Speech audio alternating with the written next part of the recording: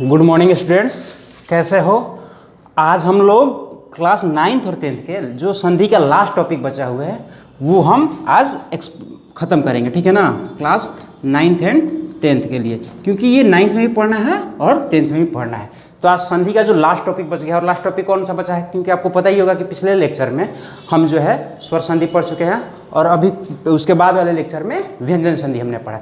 स्वर संधि के पांचों जो यण संधि बच गए थे वो भी पिछले लेक्चर में हो चुका है, अब बचा है आपका, और व्यंजन संधि पढ़ लिया हमने, अब बचा है केवल विसर्ग संधि, ठीक है। तो आज हम केवल पढ़ेंगे क्या, विसर्ग संधि।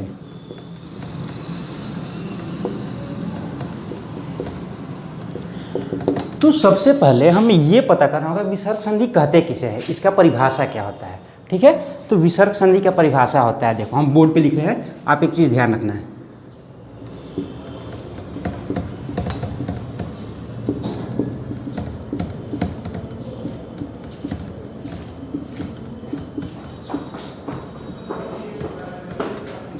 वीडियो बने एकदम धीरे धीरे धीरे स्लोली बोलो, स्लोली कम बनाए।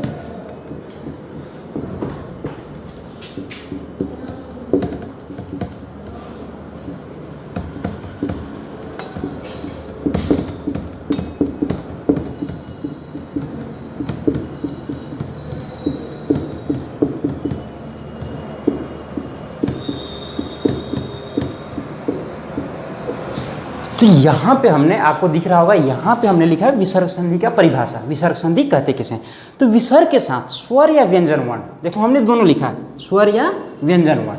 विसर्ग के साथ स्वर या व्यंजन वर्ण के साथ, स्वर वर्ण के मेल के साथ, के मेल से, विसर्ग के साथ स्वर या व्यंजन वर्ण के मेल से जो विकार उत्पन्न होता है उसे हम क्या कहते हैं, विसर्ग संधि। यहाँ पे जरूरी नहीं केवल व्यंजन ही हो या स्वर हो, विसर्ग के साथ या तो स्वर वर्ण भी मेल कर सकता है, अदरवाइज व्यंजन वर्ण भी मेल करता है। इन दोनों के मेल से जो ट्रांसफॉर्मेशन होता है, जो परिवर्तन होता है, उसे हम क्या कहते हैं, छोटू, विसर्ग संधि। तो आज हम देखेंगे विसर्ग संधि, इसका विच्छेद कैसे करते हैं, फिर संधि कैसे करते हैं। तो चूंकि ये हमारा लास्ट क्लास है, इसके बाद, और आई थिंक मैं सोचता हूँ कि आज के बाद आपको संधि में कोई प्रॉब्लम नहीं होना चाहिए, ठीक है। तो आज हम देखते हैं कि ये जो लास्ट क्लास है इसमें हम विसर्ग संधि के बारे में देखें। तो जैसे पहला उदाहरण हम देखते हैं, जैसे उदाहरण तो बहुत सारे हैं, पहले हम रूल नंबर 1 पे चलते हैं, ठीक है। तो जैसे नियम 1 है, नियम 1 देखो, तो इसमें कहता है रूल नंबर, आप यू पहले थोरोली समझ लो कि विसर्ग के साथ, ध्यान दो, विसर्ग के साथ च या छ हो, विसर्ग के साथ च या छ हो, तो वो जो विसर्ग है वो विसर्ग बदल जाता है तलाबी स। स 3 है, आपको पता है, एक तलाब्य स, दूसरा मूर्धन्य स और तीसरा दंत स, ठीक है ना।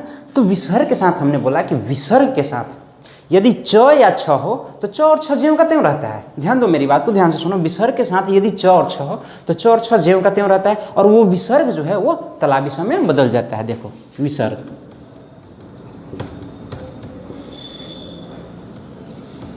विसर्ग का साइन तो आपको चिन्ह पता ही है, 2 डॉट होते हैं। विसर्ग के साथ यदि च या छ हो, ठीक है, तो ये जो विसर्ग है ये किस में चेंज हो जाता है, तलाबी स, वो भी हलन, ठीक है, कोई दिक्कत नहीं है।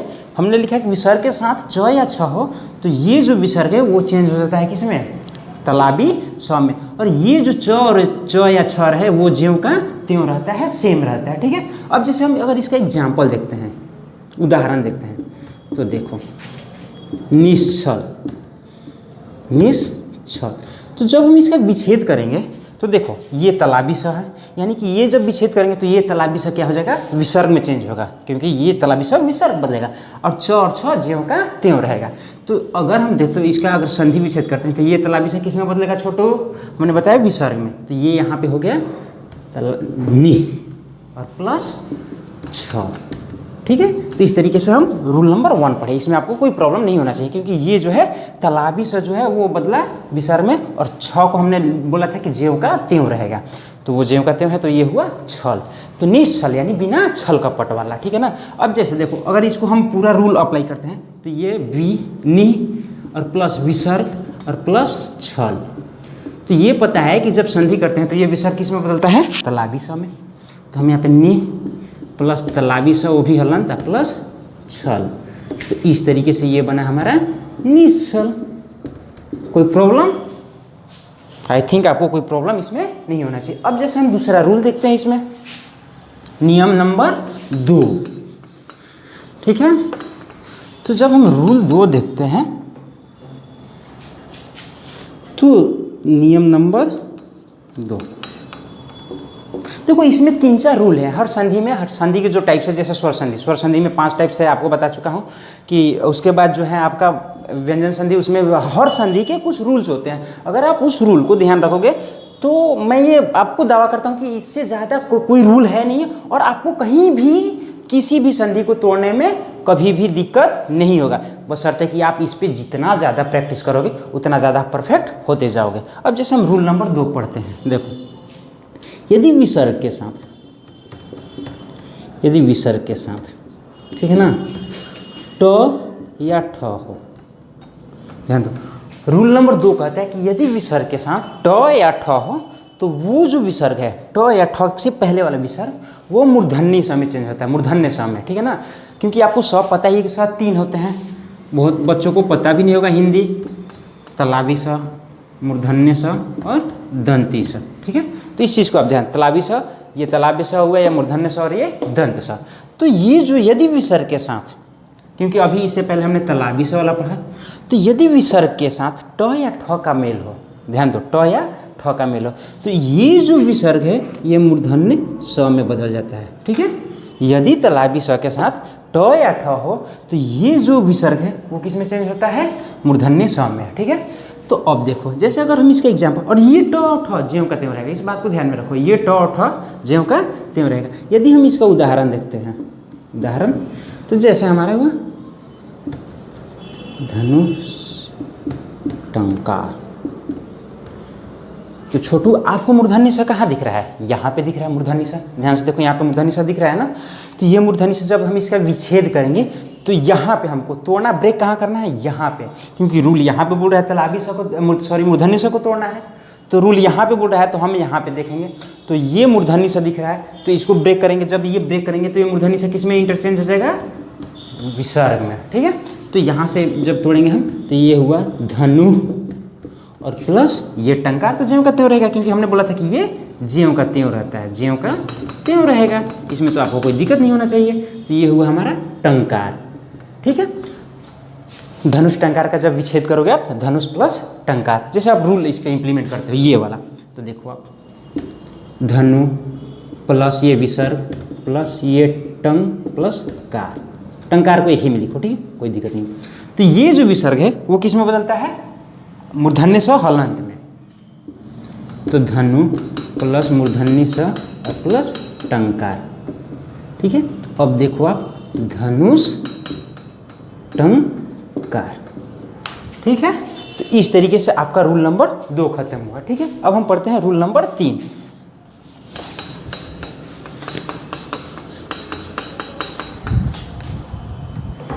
नियम 3 क्या कहता है आपका, देखो, आप तलावी से पढ़ लिया, आपने मूर्धन्य से पढ़ लिया, अब क्या पढ़ना है, दंत से पढ़ना है, ठीक है।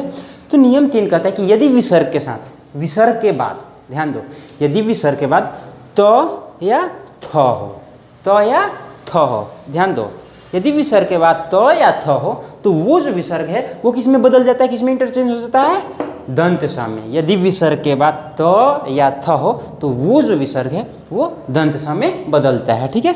तो आपको समझ में आ गया होगा कि यदि विसर्ग के साथ त या थ हो तो ये जो विसर्ग है वो किस में बदलता है, छोटे दंत स में, ठीक है।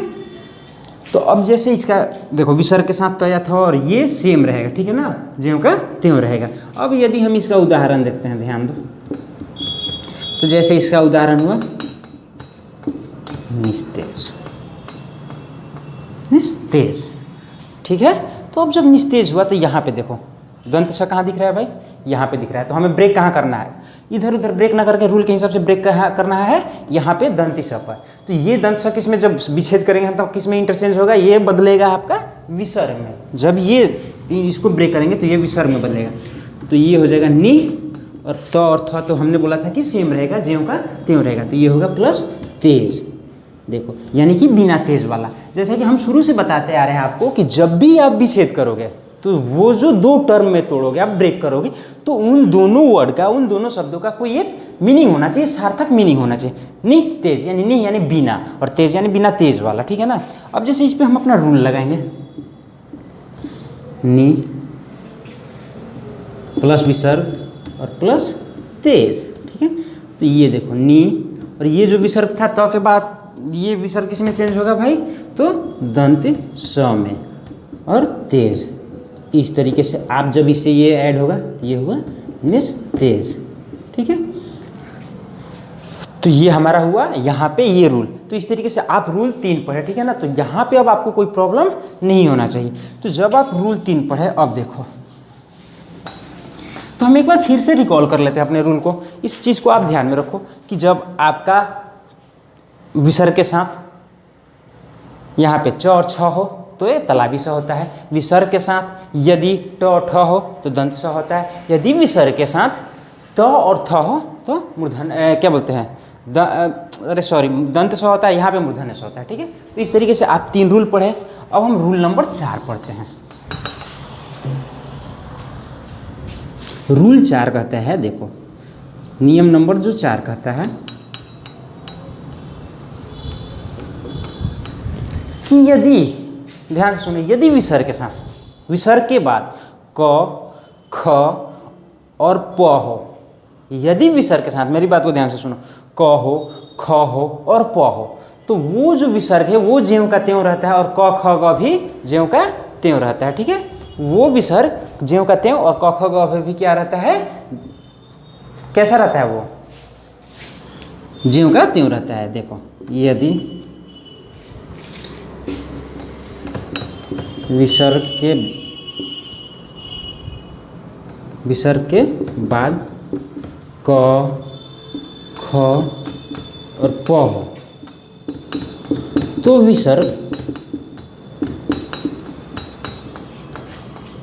विसर्ग जो है ज्यों का त्यों रहता है।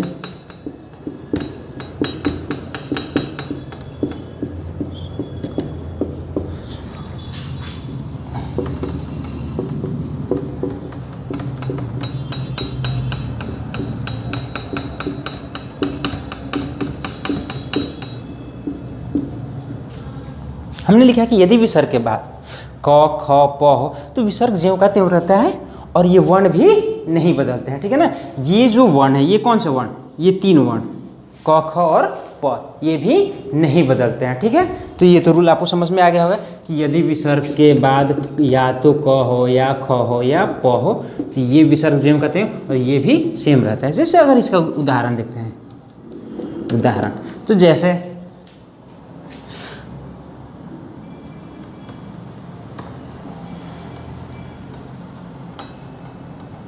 दुख, देख रहे हो, दुख, ख और प, सॉरी ख और प हो, विसर्ग के बाद यदि ख और प हो, माफ कीजिएगा यहाँ पे, हाँ, यदि विसर्ग के बाद ख और प हो तो विसर्ग ज्यों का त्यों रहता है और ये वर्ण भी सेम रहते हैं। जैसे हमारा हुआ दुख। अब जब इसका विच्छेद करोगे तो दुख प्लस ख, ठीक है ना, क्योंकि हमने बोला था विसर्ग ज्यों का त्यों रहता है। यदि हम ये देखेंगे यश पालन, देख रहे हो ख के बाद प है तो यहाँ भी ज्यों का त्यों रहेगा, यश प्लस पालन। ये हमारा हुआ रूल नंबर 4, ठीक है। तो अब हम पढ़ते हैं रूल नंबर 5। नेक्स्ट रूल की ओर बढ़ते हैं, जो कि हमारा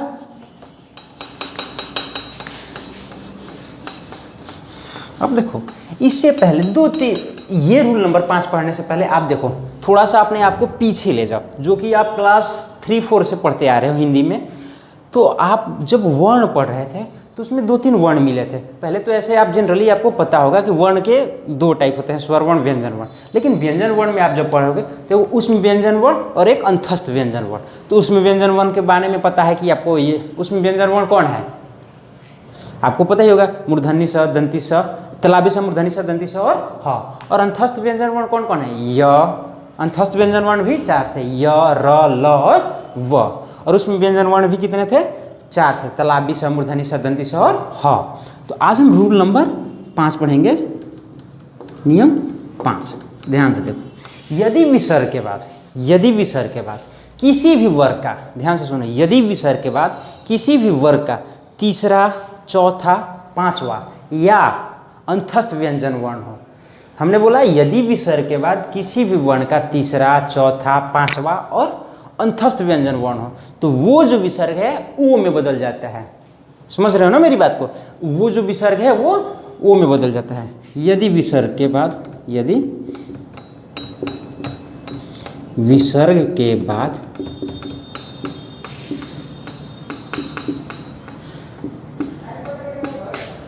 किसी भी वर्ग तो आपको पता है वर्ग 5 है। हिंदी में वर्ग 5 है। कवर्ग, चवर्ग, टवर्ग, तवर्ग और पवर्ग। किसी वर्ग का तीसरा, चौथा, पांचवा यानी पंचमाक्षर या अंतस्थ व्यंजन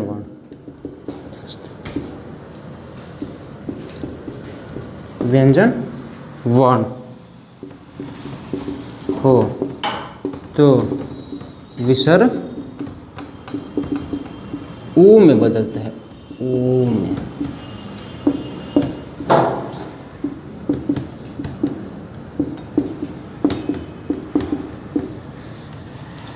हमने लिखा है कि यदि किसी विसर्ग के बाद किसी भी वर्ग का तीसरा, चौथा या पांचवा या अंतस्थ व्यंजन वर्ण आपको पता नहीं हुआ तो ये ध्यान से रखना, य, र, ल और व है, 4 है। और उसमें व्यंजन वर्ण भी 4 है। कौन कौन? तलाबी, मूर्धनी, सदंती और ह। तो ये जो विसर्ग है, ये विसर्ग जो है वो किस में बदल जाता है? देखो हमने यहाँ पे अंडरलाइन कर रखा है। ये विसर्ग किस में बदलता है? ओ में बदलता है। ठीक है, अब देखो जैसे इसका एग्जाम्पल हम उदाहरण देखते हैं। सरोज, यहाँ पे ओ कहाँ दिख रहा है? ये।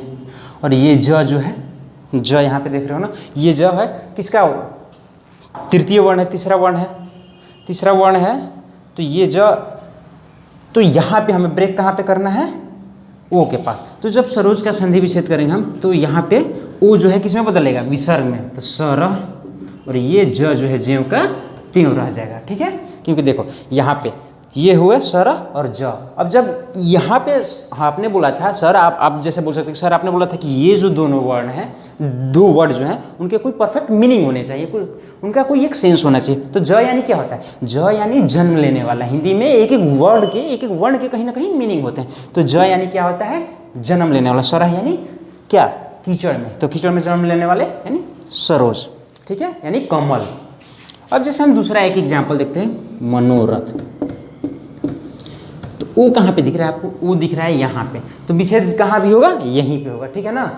तो यहाँ पे जब विच्छेद करोगे तो ये जो ओ है वो किस में इंटरचेंज होगा? विसर्ग में चेंज होगा। तो यहाँ पे मन और प्लस रथ। ठीक है ना? तो ये रथ। अब मन का रथ, तो यहाँ पे मन की इच्छा, रथ का सेंस हुआ यहाँ पे मन की इच्छा। तो इस तरीके से हमारा यहाँ पे ये हुआ। तो आई थिंक अब आपका विसर्ग संधि क्लियर हो गया। अब इसमें कोई डाउट नहीं होना चाहिए। तो आप अब ये करोगे कि पूरा स्वर वर्ण, व्यंजन वर्ण और स्वर संधि, व्यंजन संधि और विसर्ग संधि देखोगे। अगर कोई भी डाउट होगा, इससे पहले डाउट से पहले आप सारे रूल को एक बार पढ़ लो। पढ़ने के बाद जितना हो सके आप अपने ग्रामर, स्कूल वाले ग्रामर के बुक से प्रैक्टिस करते रहो। उसके बाद कोई भी डाउट हो सकता है आप पूछ सकते हो। तब तक लिए इतना ही। Thank you. सुप्रभात बालक बालिकाओं। ये जो क्लास है हमारा 9th 10th का, जो कि पिछले क्लास में हम संधि पढ़ रहे थे, उसी को आगे बढ़ाया जाएगा। ठीक है, क्योंकि आप अलंकार तो ऑलरेडी पढ़ चुके हो, संधि, और संधि में हम स्वर संधि पढ़ चुके हैं। स्वर संधि में किसी एक बालक ने कमेंट किया था कि सर आप यण संधि नहीं पढ़ाए हो। तो चलो भाई यण संधि आज हम पढ़ते हैं, क्योंकि दीर्घ, गुण, यण, वृद्धि ये सब चीज़ तो आप पढ़ चुके हो। इसमें केवल यण संधि बचा हुआ है। जानकर अच्छा लगा कि आप सब पढ़ाई पर, लॉकडाउन में भी पढ़ाई पर ध्यान दे रहे हो। तो चलो आज हम देखते हैं यण संधि। यण संधि का जो रूल है कि देखो, छोटी ई बड़ी ई, या छोटी ऊ बड़ी ऊ, या री के बाद कोई स्वर संधि, कोई भिन्न स्वर वर्ण हो।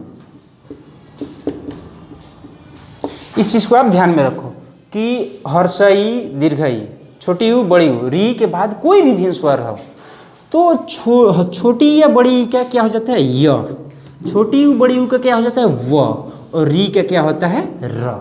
ठीक है ना, ये चीज़ आपको ध्यान में रखना है, जो कि हम हमेशा से बताते हैं कि छोटी यू बड़ी यू और री, क्योंकि ये चार, ये और ये ऑलरेडी स्वर है, इनके बाद कोई भिन्न स्वर वर्ण हो, कोई भिन्न स्वर वर्ण हो, और स्वर वर्ण हमें जहाँ तक पता है कि आपको पता ही होना चाहिए कि स्वर वर्ण कौन कौन है और कितने हैं। तो छोटी बड़ी का य होता है, छोटी यू बड़ी यू का वो होता है, और री का र होता है। जैसे अगर हम एग्जाम्पल देखते हैं तो देखो, सबसे पहले एग्जाम्पल देखते हैं इसका। तो एक प्रत्येक, तो जब इसका संधि विच्छेद करोगे तो क्या होगा, संधि विच्छेद आप ही बताओ, आपको पता ही होगा कि प्रति प्लस एक, कोई दिक्कत नहीं। तो अब देखो हम ये रूल फॉलो करते हैं इसमें से। तो यहाँ पे देख रहे हो छोटी ई दिख रहा है, अगर यहाँ से हम जब छोटी ई को निकालेंगे तो यहाँ पे प्र और त हलंत, यहाँ पे क्या बचा भाई छोटी ई, और यहाँ पे बचा ए, और यहाँ पे ये यहाँ से निकाल लेते हैं। तो देख रहे हो ई है, और ई के बाद कोई भिन्न स्वर वर्ण है, हम बताए थे, तो यहाँ पे भिन्न है कि नहीं है, ई थोड़ी है। तो अब देखो ये ई का क्या होता है य होता है, ये ई क्या हो जाएगा ई क्या बनेगा य। तो यहाँ पे प्र त हलंत और प्लस ये ई बन जाएगा य, और ये ए रहेगा ही और क। तो ये हो गया। देखो तो अब जब ये दोनों ऐसे जुड़ेंगे तो ये हलंत होगा, सब चीज़ हलंत है। तो ये हो गया प्रत्येक, ये यहाँ पे आ गया तो प्रत्येक। ठीक है, अब इस तरीके से इसका हम देखेंगे अन्वय। अब इसका आप संधि विच्छेद करो, अन्वय का आप संधि विच्छेद करोगे तो इसका संधि विच्छेद क्या होगा, अनु और प्लस अय, अनु प्लस क्या होगा अय। अब आप देखो जब हम इसमें से छोटी ऊ निकालेंगे तो यहाँ पे बच्चा न हलंत प्लस छोटी ऊ निकाला हमने, और यहाँ पे इसका अय बचा। अब एक चीज़ देखो, छोटी ऊ के बाद यहाँ पे अ भिन्न स्वर वर्ण है, ऑब्वियस है ना। तो ये जब होगा व बनता है, ये क्या बनेगा व, तो वो हलंत बनेगा, न हलंत प्लस व हलंत प्लस अय। तो ये दोनों मिलके और ये तीनों मिलके यहाँ पे हो गए अन्वय। कोई दिक्कत? तो इस तरीके से आपका स्वर वर्ण का यण संधि भी, स्वर संधि का यण संधि भी खत्म। अब आपका कोई डाउट नहीं होना चाहिए स्वर वर्ण के रिगार्डिंग। अब हम देखते हैं तो आपके पास और बाकी कितने संधि बच गए, क्योंकि संधि का 3 टाइप हम पिछले क्लास में बता चुके हैं। तो संधि के 3 टाइप में अब जब आप स्वर संधि पढ़ लिए तो अब आपका बचा एक व्यंजन और दूसरा बचा विसर्ग। तो आज हम कौन सा पढ़ें, कौन सा आपको अच्छा लगता है? चलो भाई व्यंजन संधि पढ़ लेते हैं। अब देखो व्यंजन संधि में कुछ ऐसे नियम कानून हैं जो कि आपको याद रखना जरूरी है। तो सबसे पहले व्यंजन संधि में नियम पहला है कि देखो एक चीज़ याद रखो, पहला है क च ट त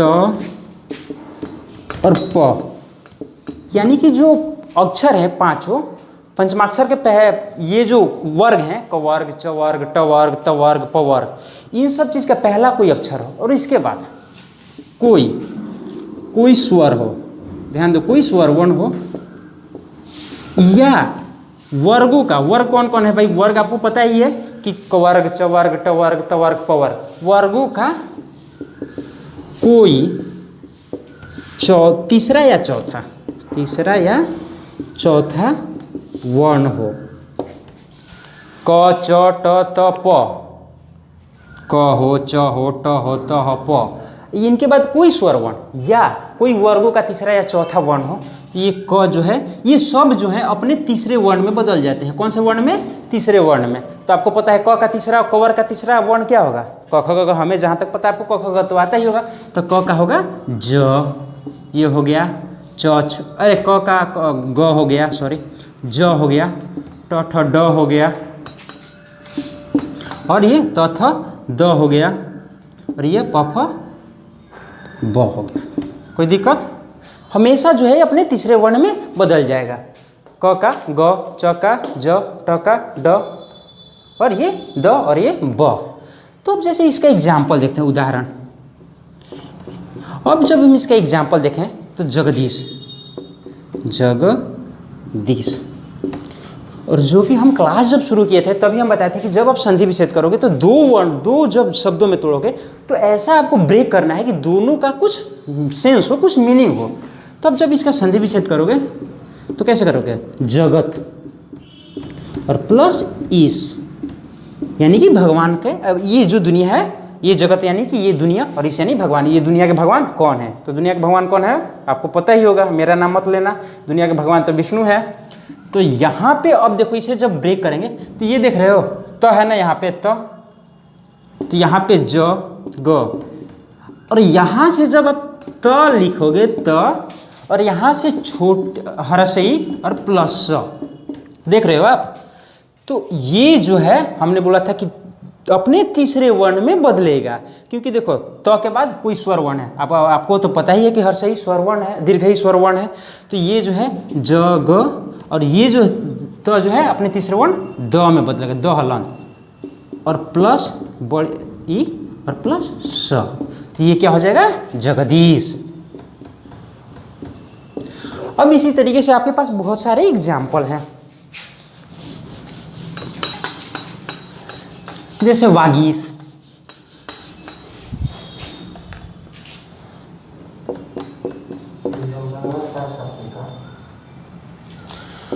वागीश। जब अब इसका संधि विच्छेद करोगे तो आपको तो पता ही होगा कि वागीश का संधि विच्छेद क्या होगा, और नहीं पता है तो हम यहाँ पे लिख रहे हैं वाक, वाक प्लस ईश।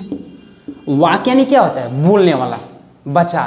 तो यानी जो बोलने का भगवान हो, यानी जो बोलने में चालू हो, उसे हम वाक, जो बोलने का भगवान हो, जो बोलने में सबसे ज़्यादा बोलता है, उसे वाकिश बोलते हैं। अब देखो यहाँ पे, जब यहाँ पे आप करोगे तो वाह, और ये क हलंत और प्लस ई, और यहाँ पे स। तो आपको पता है कि स्वर आपने बताया था कि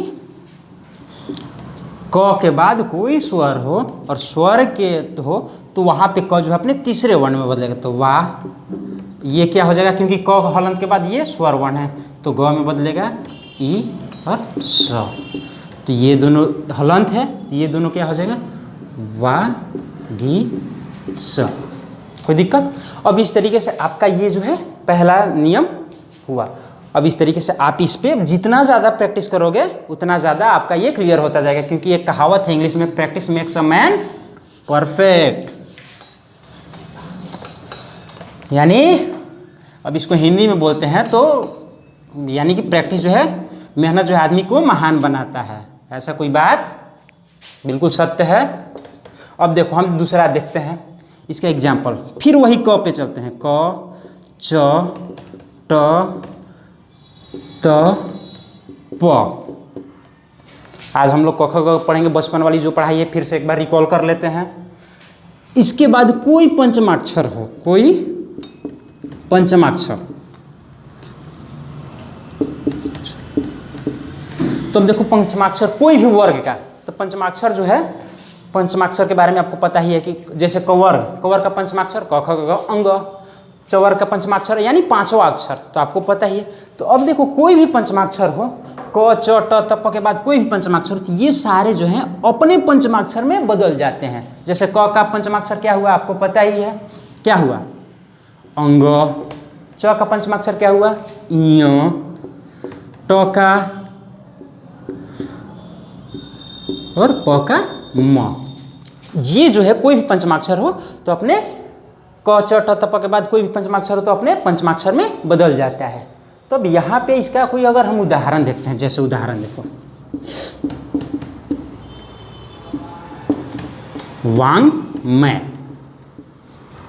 हिंदी के शब्द हैं, कुछ आपको अजीब लगेंगे, वांग मैं। जब इसका हम संधि विच्छेद करेंगे, संधि विच्छेद करेंगे तो क्या होगा? वाक प्लस मैं, वाक प्लस मैं। देखो यहाँ पे क है और क के बाद किसी भी वर्ग का पंचमाक्षर है, म जो है पंचमाक्षर है, ये आपको पता ही है। तो अब अगर हम इसको अलग अलग इस पे रूल इंप्लीमेंट करते हैं, अप्लाई करते हैं, तो वाह प्लस क हलंत और यहाँ पे म हलंत और य। तो सर आपने बताया था कि पंचमाक्षर जो है अपने पंचमाक्षर में बदलता है, तो ये देखो ये जो है अपने पंचमाक्षर में, क्योंकि क के बाद कोई पंचमाक्षर है, यहाँ पे क के बाद कोई पंचमाक्षर है, तो ये क जो है अपने पंचमाक्षर में बदल जाएगा, तो वांग और ये मय हो जाएगा। अब जैसे एक और उदाहरण देखते हैं, क्षण मास, क्षण मास, क्षण मास। अगर हम जब इसका संधि विच्छेद करेंगे तो ये होगा षट प्लस मास। षट यानी शट प्लस मास। अब देखो जब हम इसको अलग अलग करेंगे तो ये मूर्धनी स और ट हलंत और प्लस म ये जो और स। तो अब ये देख रहे हो ना, म जो है पंचमाक्षर है और ट यहाँ पे ट हमने लिखा था, ट के बाद कोई भी पंचमाक्षर तो ये पंचमाक्षर है, तो ये जो है अपने पंचमाक्षर में बदलेगा, अपने वाले वर्ग के पंचमाक्षर में। तो इसका पंचमाक्षर क्या हुआ? ट्वर्गी न तो क्षण मास। कोई दिक्कत? तो इस तरीके से हम दूसरा रूल खत्म किए। अब देखो पेज पलटता,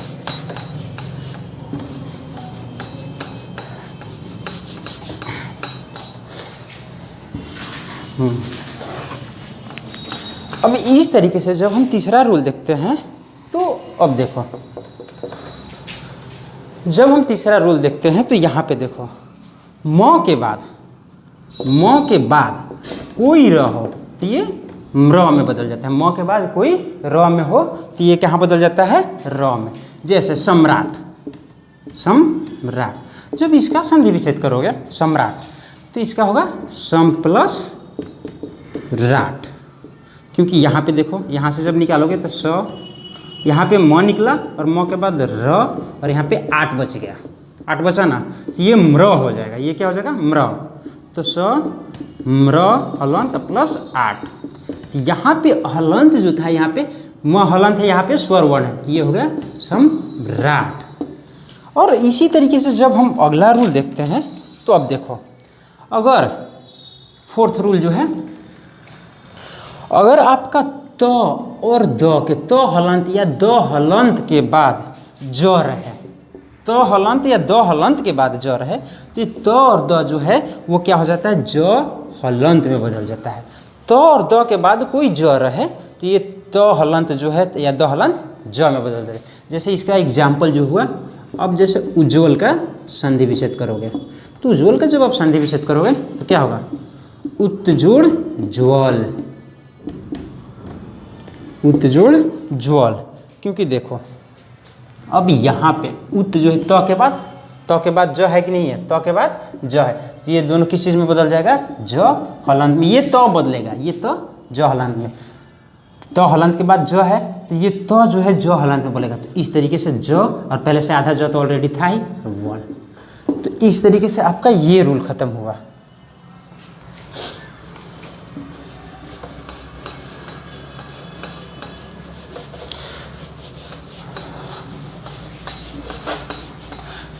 देखो आपका संधि तभी क्लियर होगा जब आप इस पे एक्सरसाइज करते रहोगे। अब जैसे अब ये 2 रूल और हैं, हम देखते हैं कि अब देखो जैसे म के बाद कोई भी स्पर्श व्यंजन वर्ण हो, कोई स्पर्श व्यंजन वर्ण, स्पर्श व्यंजन वर्ण हो, तो स्पर्श व्यंजन वर्ण आपको पता है, कवर्ग, चवर्ग, तवर्ग और पवर्ग। जैसे कवर्ग का कवर्ग कहाँ से बोला जाता है? कवर्ग कंठ से। तो इस तरीके से म के बाद कोई भी स्पर्श व्यंजन वर्ण हो तो ये जो है म अपने अनुस्वार या पंचमाक्षर में या उस वर्ग के पंचमाक्षर में बदल जाता है। जैसे कि संतोष। तो अब जिसका हम संधि विच्छेद करके सम प्लस तोष, क्योंकि देखो ये जो त है, ये त जो है वो किस चीज़ का है? ये जो है स्पर्श व्यंजन वर्ण का है। तवर्ग जो है तालु से होता है। तो जब यहाँ से निकालेंगे तो स और प्लस म और ये तोष, तो ये जो है त जो है इसके पंचमाक्षर में बदलेगा। तो ये हो गया संतोष, या तो विसर्ग या संतोष को आप ऐसे भी लिख सकते हैं, संतोष। ठीक है। अब जो लास्ट रूल हम पढ़ेंगे विसर्ग संधि का, व्यंजन संधि का,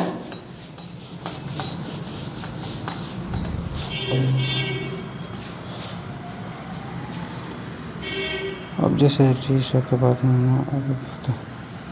यहाँ पे अब देखो लास्ट रूल है, त हलंत या द के बाद कोई ल हो, त हलंत या द के बाद कोई ल हो, तो ये जो है ये त और द ये किस में बदल जाता है? ल में। जैसे हम देखें उल्लेख, देखो हमने ल हलंत लिखा है, तो जब इसका संधि विच्छेद करोगे तो उत प्लस लेख, उत प्लस क्या होगा? लेख, क्योंकि यहाँ पे देखो त हलंत है और ल है, तो ये जो त है ये हलंत वाला, ये आधा ल में बदलेगा। तो इस तरीके से ये हुआ उल ले। तो इस तरीके से आपका जो है वो आज हम इस क्लास में व्यंजन संधि खत्म कर चुके हैं। अब इस पे आप जितने ज़्यादा प्रैक्टिस करते जाओगे, जितने ज़्यादा आपके ग्रामर के बुक में बहुत सारे संधि जो है दे रखे हैं, आप उसका विच्छेद करते रहोगे तो उतना आपका क्लियर होते जाएगा। कोई भी आपको, जैसे आप किसी ने बोला था कि गण संधि नहीं बताएगा, अगर आपको कोई भी डाउट हो इसको लेकर के आप कमेंट सेक्शन में जाना, वहाँ पे प्रॉपरली मैं सारे कमेंट्स चेक करता रहता हूँ, वहाँ पे फिर नेक्स्ट क्लास में आपका दिया जाएगा। और नेक्स्ट क्लास में हम विसर्ग संधि पढ़ेंगे। तब तक के लिए आप प्रैक्टिस करो, तब तक के लिए आप अपने घर पे रहो, सुरक्षित रहो और पढ़ाई पे ध्यान दो। Thank you.